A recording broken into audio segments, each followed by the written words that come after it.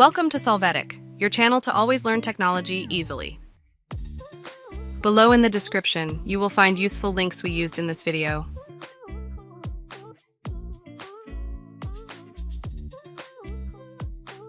Today in Solvetic, we will see how to restore recently closed tabs. To start, open Chrome and close some windows. When you do, click on the Search Tabs icon. Here, in the Recently Closed section, you can click on the tab you want to open again. Alternatively, you can right-click on the title bar somewhere free and click on the option to reopen Closed tab. This will open the last tab you used.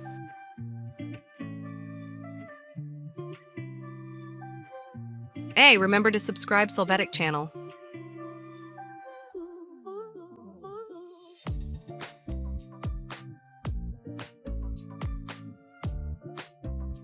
We hope it has been helpful for you. Here are links to watch more videos of your interest and subscribe to the Solvetic channel. Thank you.